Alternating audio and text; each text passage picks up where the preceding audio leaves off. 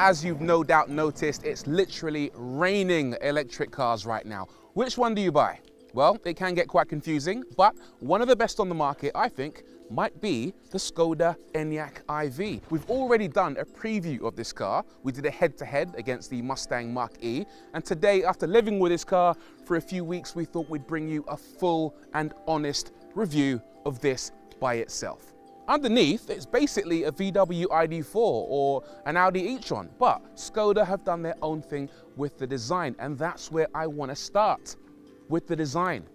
Come with me.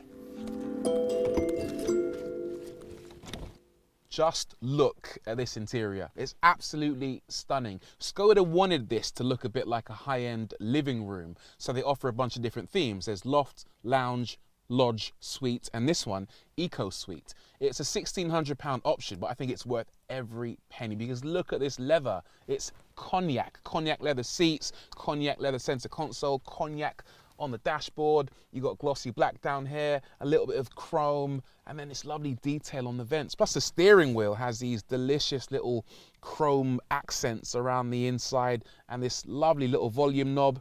Knob gang approves. Plus the whole thing is set off really nicely by this enormous display on the dashboard. To me, this is sensational. Look what I've done. I've started a review of a Skoda, not by talking about practicality or price, but by talking about design. This thing is good. Not for a Skoda, it's good full stop.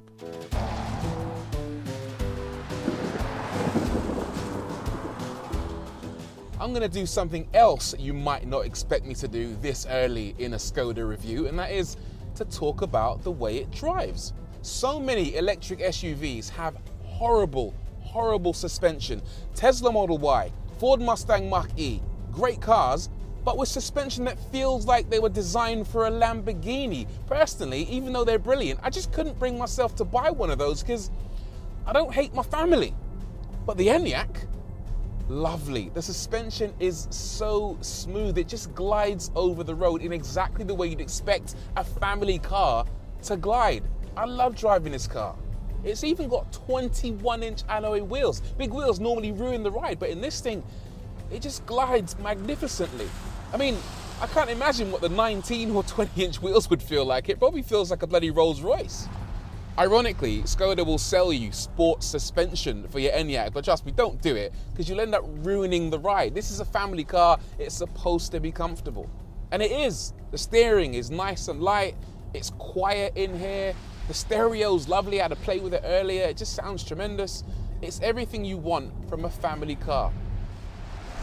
It's rear-wheel drive, by the way, but that doesn't mean it's sporty, but equally, it doesn't embarrass itself when you go through a corner. For example, I've got a bit of a right-hander coming up, and watch this. What you find is that it's neat and tidy through the bends.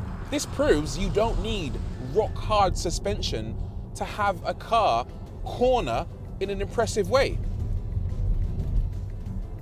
Ooh, nearly killed a pigeon. So it's agile without being uncomfortable. And you know what? The brakes are actually quite decent as well, even though it uses drum brakes, old school drum brake technology on the rear axle. But it doesn't really matter because it's got an electric motor which also harvests energy and helps to slow you down. There are 3 levels of brake regen in this car. You pull the paddles behind the steering wheel and that contributes a little bit of braking force to the car. So you don't really need disc brakes all round. Skoda really has shied away from extreme performance with the Enyaq iV. There are 2 versions in the UK, the IV60 and IV80, and neither of them have the frightening acceleration you get in a Tesla.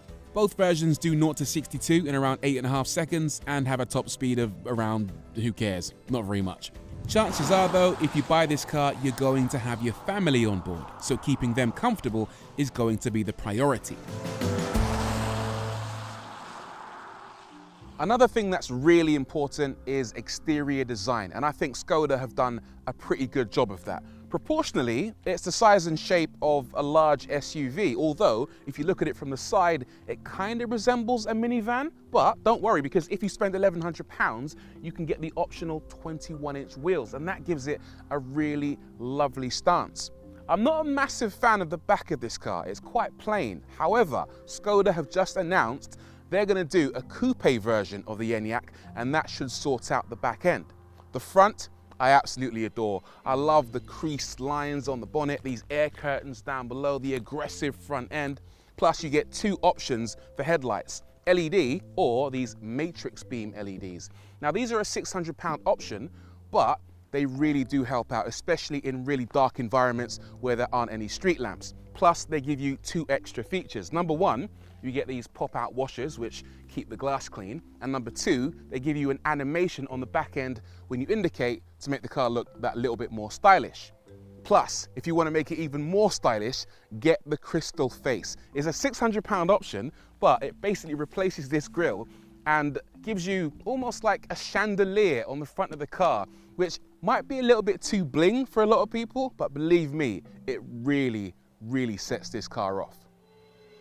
As for practicality, the Enyaq lets itself down slightly by not having a front trunk. Lift the bonnet and all you'll find is a bunch of scary looking electrical cables. But it does have a bigger boot than most cars in its class, 585 litres. Round the back, there's good legroom and good headroom, so the whole family can ride in comfort. There's also ISOFIX, separate climate control, USBs, and a flip-up tray with its own cup holder. Plus the option of headrests with bits that fold down on either side to keep your head in place when you fall asleep. The front we've already discussed for looks, and it's worth saying that the practicality up here is good too. Good sized door bins, good sized center console. I would have preferred a larger instrument cluster for the Speedo. This one's confusingly small, but there is an optional head-up display.